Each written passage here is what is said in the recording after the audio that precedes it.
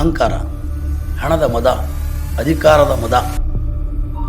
Zameer Ahmed Khan only not a election star campaigner, permanent star of the Muslim.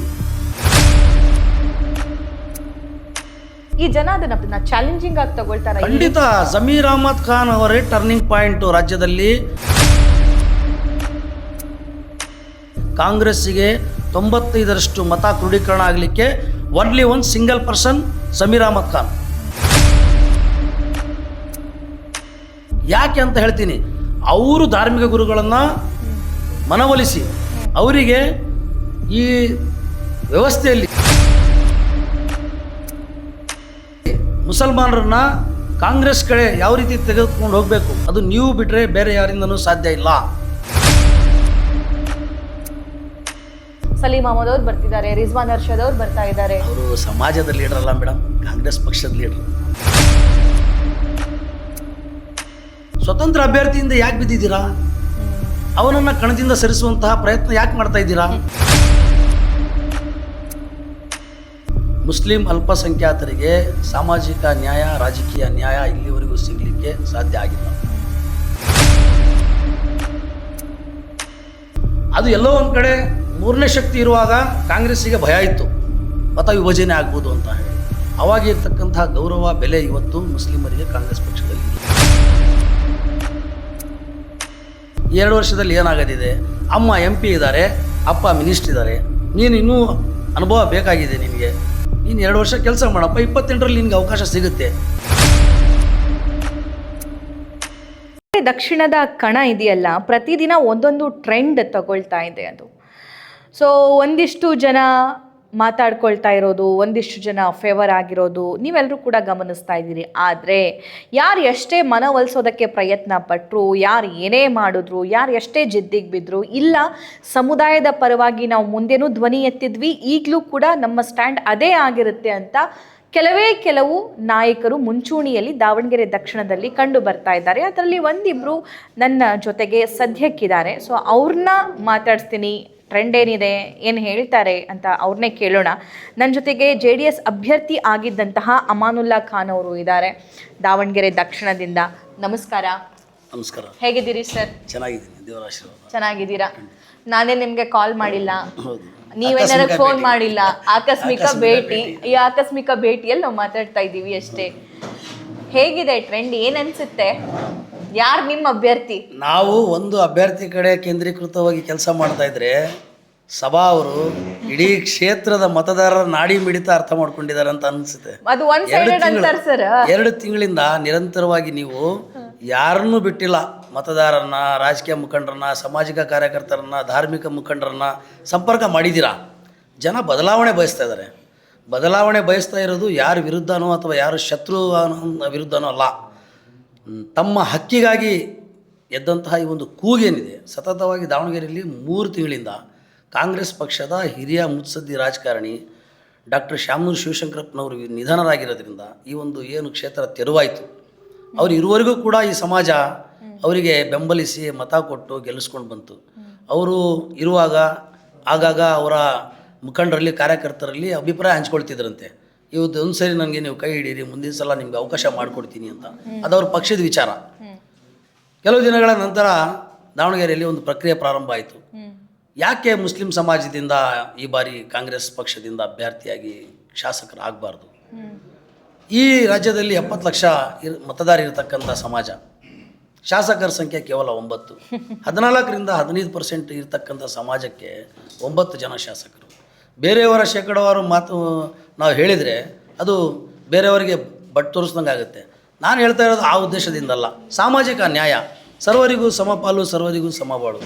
ರಾಜಕೀಯವಾಗಿ ನೀವು ಯಾರನ್ನು ಬಳಸ್ಕೊಂಡಿದ್ದೀರಾ ಅವರಿಗೆ ಹಕ್ಕನ್ನು ಕೊಡುವಂಥ ಕೆಲಸನೂ ಕೂಡ ಆಗಬೇಕಲ್ಲ. ಸಿದ್ದರಾಮಯ್ಯನವರು ಈಗ ಸಮಾಜವಾದಿ ಚಿಂತಕರು, ಅವರು ಅಹಿಂದ ವರ್ಗದ ನಾಯಕರು. ನಿಮ್ಮ ಕಲ್ಪನೆ ಈ ರಾಜ್ಯದಲ್ಲಿ ಅಹಿಂದ ವರ್ಗಕ್ಕೆ ನ್ಯಾಯ ಕೊಡಬೇಕು ಅನ್ನೋದಿದ್ದರೆ ನೀವು ಈ ದಾವಣಗೆರೆ ದಕ್ಷಿಣ ವಿಧಾನಸಭಾ ಕ್ಷೇತ್ರದಲ್ಲಿ ಇರ್ತಕ್ಕಂಥ 88,000 ಮತದಾರರ ಪೈಕಿ ಒಬ್ಬ ಅಭ್ಯರ್ಥಿಯನ್ನು ನಿಲ್ಲಿಸಿ ತಮ್ಮ ಪಕ್ಷದ ತತ್ವ, ಸಿದ್ಧಾಂತ, ಸಾಮಾಜಿಕ ಕಳಕಳಿ ತೋರಿಸ್ಬೇಕಿತ್ತು. ಆದರೆ ನೀವು ಬಂಡವಾಳಶಾಹಿಗಳಿಗೆ ಟಿಕೆಟನ್ನು ಮಾರಾಟ ಮಾಡಿದ್ರಿ. ಏನು ಹೇಳಿದರು? ಸಿಂಪತ್ತಿ. ಯಾರು ತೀರ್ಕೊಂಡಿದ್ದಾರೆ ಅವ್ರ ಮನೆಯಲ್ಲಿ ಕೊಡಬೇಕು. ಹೌದು, ತಂದೆ ತೀರ್ಕೊಂಡ್ರೆ ಮಗನಿಗೆ ಕೊಡಿ, ಗಂಡ ತೀರ್ಕೊಂಡ್ರೆ ಹೆಂಡತಿಗೆ ಕೊಡಿ. ಇದು ನಡೆದಿರ್ತಕ್ಕಂಥದ್ದು. ಬಾಗಲಕೋಟೆಯಲ್ಲಿ ಆಗಿದೆ. ಮಗಳು ಮತ್ತು ಮಗನ ಮಧ್ಯೆ ಪೈಪೋಟಿ ಆಯಿತು, ಮಗನಿಗೆ ಕೊಟ್ಟರು. ಇಲ್ಲಿ ತಂದೆ ಶಾಸಕರು ಸಚಿವರಾಗಿ ಸೇವೆ ಮಾಡಿ, ಮಗ ಶಾಸಕ ಸಚಿವರಾಗಿ ಸೇವೆ ಮಾಡಿ, ಸೊಸೆ ಲೋಕಸಭಾ ಸದಸ್ಯರಾಗಿ ಮೊಮ್ಮಗನಿಗೆ ಟಿಕೆಟನ್ನು ಕೊಡ್ತಕ್ಕಂಥದ್ದು ನಿಮ್ಮ ಪಕ್ಷದ ತೀರ್ಮಾನ ಯಾವ ರೀತಿ ಇದೆ? ಸರಿ, ಆಯ್ತು. ಇಡೀ ದೇಶದಲ್ಲೇ, ದೇಶ ನೆಕ್ಸ್ಟ್ ತಗೊಳ್ಳೋಣ, ಇಡೀ ರಾಜ್ಯದಲ್ಲೇ ಆ ವ್ಯವಸ್ಥೆ ಇರುವಾಗ, ಅದು ಕಾಂಗ್ರೆಸ್ ಪಕ್ಷ ಆಗಿರ್ಬೋದು, ಬಿಜೆಪಿ ಆಗಿರ್ಬೋದು, JDS ಆಗಿರ್ಬೋದು, ಸಮರ್ಥ್ ಅವ್ರಿಗೆ ಟಿಕೆಟ್ ಕೊಟ್ಟಿರೋದ್ರಲ್ಲಿ ಏನು ತಪ್ಪಿದೆ ಸರ್? ಸಮರ್ಥ ಅವರಿಗೆ ನೀವು ಟಿಕೆಟ್ ಕೊಡೋದಾದರೆ ಮುಸ್ಲಿಮರನ್ನು ನೀವು ಅರ್ಜಿ ಹಾಕ್ಸ್ಕೊಂಡು ಅವ್ರನ್ನ ಅವರ ಅಭಿಪ್ರಾಯವನ್ನು ಕೇಳುವಂಥದ್ದು ಏನಿತ್ತು? ಇಲ್ಲ ಅವ್ರ ತಾತ ತೀರ್ಕೊಂಡಾರೆ, ಈಗ ಸಮರ್ಥಿಗೆ ಕೊಡ್ತೀವಿ, ಆಮೇಲೆ ಅವನ ಮಗನಿಗೆ ಕೊಡ್ತೀವಿ ಅಂತ ಹೇಳಿ ರೆಸಲ್ಯೂಷನ್ ಮಾಡಿಬಿಡ್ಬೇಕಾಗಿತ್ತು. ಅಭಿಪ್ರಾಯ ಕೇಳಲಿಕ್ಕೆ ನೀವು ರಾಜ್ಯದಿಂದ ಇಲ್ಲಿಗೆ ಯಾಕೆ ಬಂದ್ರಿ? ಅಬ್ಸರ್ವರ್ನ ಯಾಕೆ ಕಳಿಸಿದ್ರಿ? ಇಲ್ಲ, ಈಗಾಗಲೇ ಕಾಂಗ್ರೆಸ್ ಪಕ್ಷ ಟಿಕೆಟ್ ತೀರ್ಮಾನ ಮಾಡಾಗಿದೆ. ಅವ್ರು ಯಾರು ತೀರ್ಕೊಂಡಿದ್ದಾರೆ ಅವ್ರ ಮನೇಲಿ ಅವ್ರು ಯಾರಿಗೆ ಹೇಳ್ತಾರೆ ಅವ್ರಿಗೆ ಟಿಕೆಟ್ ಕೊಡ್ತೀವಿ ಅಂತ ಹೇಳಬೇಕಿತ್ತಲ್ಲ. ಮುಸ್ಲಿಮರ ಭಾವನೆ ಕೆಣಕುವಂಥ ಕೆಲಸ ಯಾಕೆ ಮಾಡಿದ್ರಿ? ನೀವು ದೆಹಲಿಯಿಂದ ಬಂದು ಕರ್ನಾಟಕದ ಬೆಂಗಳೂರಿನಲ್ಲಿ ಕೂತ್ಕೊಂಡು ಸುರ್ಜೇವಾಲಾ ಅವರೇ, ನೀವು ಹೇಳ್ತೀರಾ ಮುಸ್ಲಿಂ ಸಮಾಜದ ನಾಯಕರು, ಮುಸ್ಲಿಂ ಸಮಾಜದ ಧಾರ್ಮಿಕ ಗುರುಗಳು ಬ್ಲ್ಯಾಕ್ ಮೇಲ್ ಮಾಡಿದರೆ ನನ್ನ ಹತ್ರ ನಡೆಯಲ್ಲ, ನಿಮ್ಮ ತೀರ್ಮಾನ ಏನೇ ಆಗಿರ್ಬೋದು ಅದು ನನಗೆ ಗೊತ್ತಿಲ್ಲ ಅಂತ ಹೇಳ್ತಾರೆ. ಅಂದರೆ 2018, 2023ರಲ್ಲಿ ಇದೇ ಧಾರ್ಮಿಕ ಗುರುಗಳ ಸತತ ಪ್ರಯತ್ನದಿಂದ ಮುಸ್ಲಿಂ ಮತಗಳನ್ನು ಒಗ್ಗೂಡಿಸಿ ಈ ರಾಜ್ಯದಲ್ಲಿ 3ನೇ ಶಕ್ತಿ ಇಲ್ದಂಗೆ ಮಾಡಿರೋದು ಇದೇ ಧಾರ್ಮಿಕ ಗುರುಗಳು. ಇವತ್ತು ಅವ್ರು ಮಾಡಿದ್ದೇ ಅವರು ಉಣ್ಣುವಂಥ ಪ್ರತಿಫಲ ಅವ್ರಿಗೆ ಪಡೆಯುವಂಥ ಪರಿಸ್ಥಿತಿ ನಿರ್ಮಾಣ ಆಗಿದೆ. ಇವತ್ತು ಅವ್ರಿಗೆ ಮನವರಿಕೆ ಆಗಿದೆ, ನಾವು ದೊಡ್ಡ ತಪ್ಪು ಮಾಡಿದ್ವಿ, ಈ ಕಾಂಗ್ರೆಸ್ ಪಕ್ಷಕ್ಕೆ ಶಕ್ತಿ ತುಂಬಿ ನಮ್ಮ ಕಾಲ ಮೇಲೆ ನಾವು ಕಲ್ಲು ಹಾಕ್ಕೊಂಡಿದ್ದೀವಿ. ಇವತ್ತು ಬೆಂಗಳೂರಿನಲ್ಲಿ ರಾಜ್ಯ ಮಟ್ಟದ ಎಲ್ಲ ಧಾರ್ಮಿಕ ನಾಯಕರು, ಚಿಂತಕರು, ಮುಸ್ಲಿಂ ಸಮಾಜದ ಮುಖಂಡರು ಚರ್ಚೆ ಮಾಡ್ತಿದ್ದಾರೆ. ನಾವು ಮುಂದೆ 28ರಲ್ಲಿ ಈ ಪಕ್ಷಕ್ಕೆ ಪಾಠ ಕಲಿಸ್ತಾ ಇದ್ರೆ ನಮ್ಮ ರಾಜಕೀಯ ಅಸ್ತಿತ್ವ ಈ ರಾಜ್ಯದಲ್ಲಿ ಉಳಿಲಿಕ್ಕೆ ಸಾಧ್ಯ ಇಲ್ಲ. ಓಕೆ, ನನ್ನದೊಂದು ಪ್ರಶ್ನೆ, ಈ ಒಂದು ಬೈ ಎಲೆಕ್ಷನ್ ಇಂದ ಸರ್ಕಾರ ಬರೋದು, ಸರ್ಕಾರ ಕೆಡುವಂತ ನಿರ್ಧಾರ ಏನಾಗ್ತಿರ್ಲಿಲ್ಲ? ಒಂದು ಸೀಟ್ ಹೆಚ್ಚಾಗ್ತಿತ್ತು ಅಥವಾ ಒಂದು ಸೀಟ್ ಕಮ್ಮಿ ಆಗ್ತಾ ಇತ್ತು? ಅದು ಕಾಂಗ್ರೆಸ್ ಪಕ್ಷ ಚಿಂತನೆ ಮಾಡಬೇಕಿತ್ತು. ಓಕೆ, ಈ ಸಮಾಜ 95ರಷ್ಟು ಮತ ನಮಗೆ ಕೊಟ್ಟು ಕೈ ಹಿಡಿದಿದೆ. 2 ವರ್ಷದಲ್ಲಿ ಏನಾಗದಿದೆ? ಅಮ್ಮ MP ಇದ್ದಾರೆ, ಅಪ್ಪ ಮಿನಿಸ್ಟರ್ ಇದ್ದಾರೆ.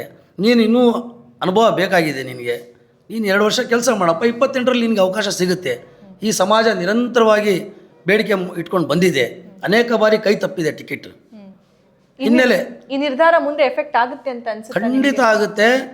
ನಿಮಗೆ ಒಂದೇ ಒಂದು ಚಿಕ್ಕ ಉದಾಹರಣೆ ಹೇಳ್ತೀನಿ. ಸುರ್ಜೇವಾಲಾ ಅವರ ಹೇಳಿಕೆ ಕರ್ನಾಟಕದ ಮತದಾರರಲ್ಲಿ ಅಸಮಾಧಾನ ಆಗುವುದರ ಜೊತೆಗೆ ಹರಿಯಾಣ ರಾಜ್ಯದಲ್ಲಿ ಮುಸ್ಲಿಮರು ಅವರ ಕಚೇರಿ ನುಗ್ಗಿ, ಅದು ಖಂಡಿತ ಅದು ವೈರಲ್ ವಿಡಿಯೋ ಅಲ್ಲ, ನೋ ನಿಜ, 100% ಓಕೆ.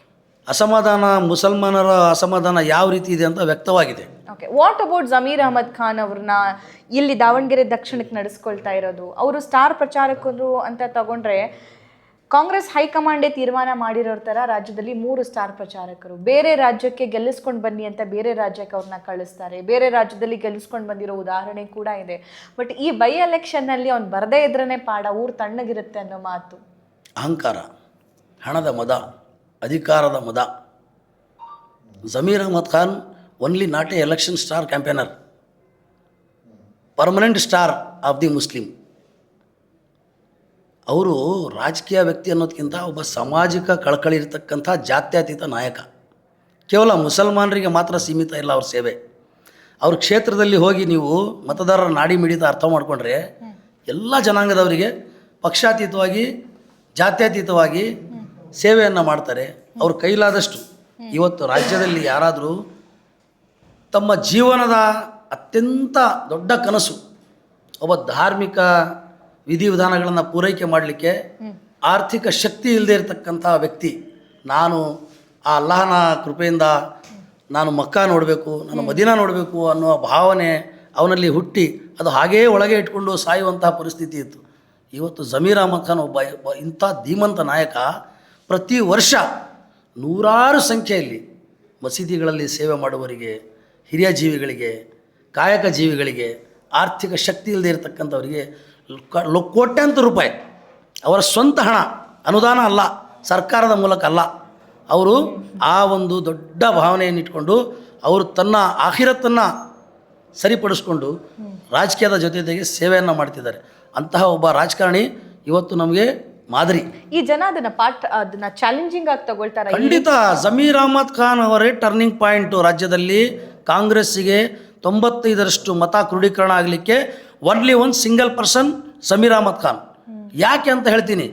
ಅವರು ಧಾರ್ಮಿಕ ಗುರುಗಳನ್ನು ಮನವೊಲಿಸಿ ಅವರಿಗೆ ಈ ವ್ಯವಸ್ಥೆಯಲ್ಲಿ ಮುಸಲ್ಮಾನರನ್ನ ಕಾಂಗ್ರೆಸ್ ಕಡೆ ಯಾವ ರೀತಿ ತೆಗೆದುಕೊಂಡು ಹೋಗಬೇಕು ಅದು ನೀವು ಬಿಟ್ಟರೆ ಬೇರೆ ಯಾರಿಂದನೂ ಸಾಧ್ಯ ಇಲ್ಲ. ಮತ್ತೆ ಬೇರೆ ಲೀಡರ್ಸ್ ಬರ್ತಾ ಇದ್ದಾರೆ ಸರ್. ಜಮೀರ್ ಅಹಮದ್ ಅವರು ಅಷ್ಟೇ ಅಲ್ಪಸಂಖ್ಯಾತ ಲೀಡರು. ಸಲೀಂ ಅಹಮದ್ ಅವ್ರು ಬರ್ತಿದ್ದಾರೆ, ರಿಜ್ವಾನ್ ಅರ್ಷದ್ ಅವ್ರು ಬರ್ತಾ ಇದ್ದಾರೆ. ಅವರು ಸಮಾಜದ ಲೀಡರ್ ಅಲ್ಲ ಮೇಡಮ್, ಕಾಂಗ್ರೆಸ್ ಪಕ್ಷದ ಲೀಡರ್. ಪಕ್ಷದ ಆದೇಶ ಪಾಲಿಸ್ತಿದ್ದಾರೆ.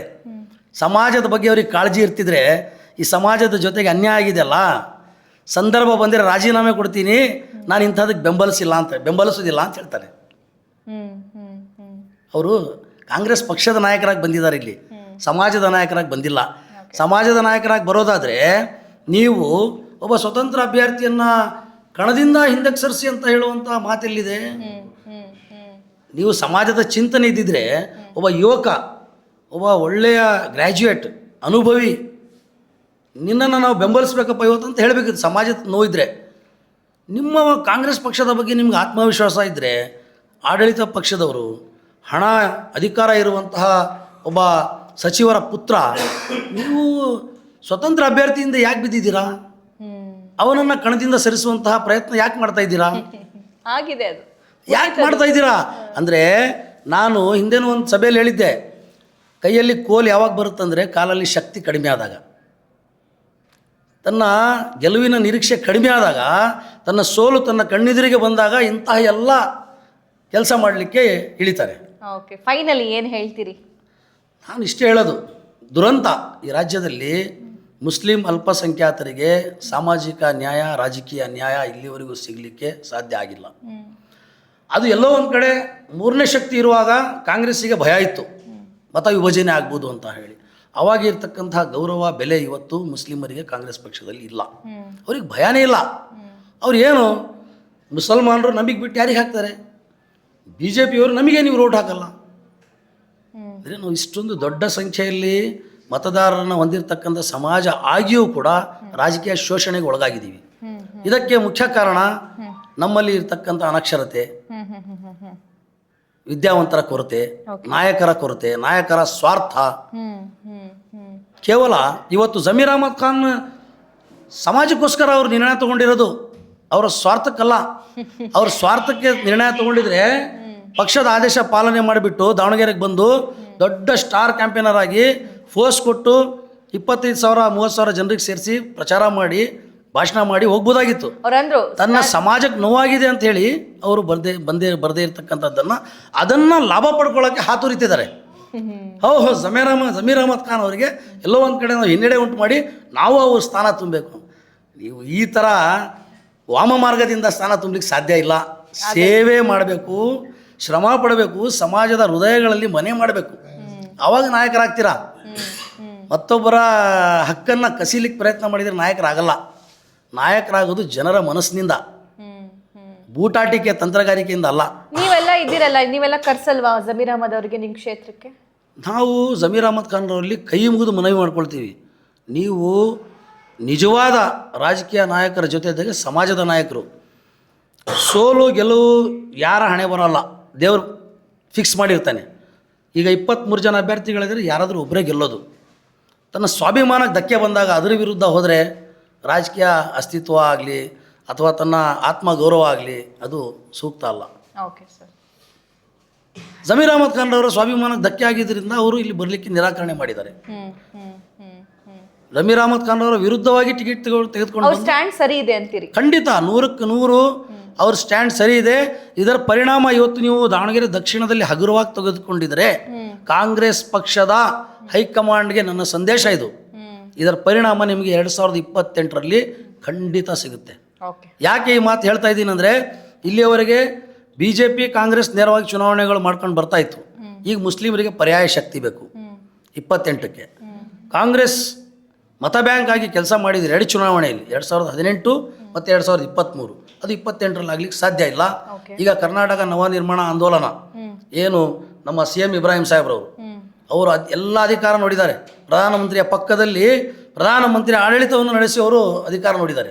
ಅಷ್ಟು ಉನ್ನತ ಮಟ್ಟದಲ್ಲಿ ಸೇವೆ ಮಾಡಿದರೂ ಕೂಡ ಇವತ್ತು ಮನೆಯಲ್ಲಿ ಕೂತ್ಕೊಳ್ಳದೆ ನನ್ನ ಸಮಾಜಕ್ಕೆ, ದಲಿತ ಸಮಾಜಕ್ಕೆ, ಹಿಂದುಳಿದ ವರ್ಗಗಳಿಗೆ, ರೈತರಿಗೆ, ಕಾರ್ಮಿಕರಿಗೆ ಅನ್ಯಾಯ ಆಗಿದೆ, ನಾವು ಸುಮ್ಮನೆ ಕೂರೋದು ಬೇಡ, ನಾವೇನಾದರೂ ಜನರ ಶಕ್ತಿ ತುಂಬುವಂಥ ಕೆಲಸ ಮಾಡೋಣ ಅಂತ ಹೊರಟಾಗ ಅವರಿಗೆ ಕೋಡಿಹಳ್ಳಿ ಚಂದ್ರಶೇಖರ್ ಅವರು, ಮಾರ್ಸಂದ್ರ ಮುನಿಯಪ್ಪನವರು, ನಮ್ಮ ಮೋಹನ್ ರಾಜರವರು, ಗೋಪಿನಾಥ್ರವರು ಇಂತಹ ರಾಜ್ಯ ಮಟ್ಟದ ನಾಯಕರು ಸಮಾಜಿಕ ಕಳಕಳಿ ಇಟ್ಕೊಂಡು ಬಂಡವಾಳಶಾಹಿಗಳಿಗೆ ಮಣೆ ಹಾಕದೆ, ಕುತಂತ್ರ ಮಾಡದೆ ನೇರವಾಗಿ ಅವರು ಸೇವೆ ಮಾಡಿಕೊಂಡು ಜನರಿಗೆ ಶಕ್ತಿ ತುಂಬುವಂಥ ಕೆಲಸ ಏನು ಮಾಡ್ಕೊಂಡು ಬಂದಿದ್ದಾರೆ.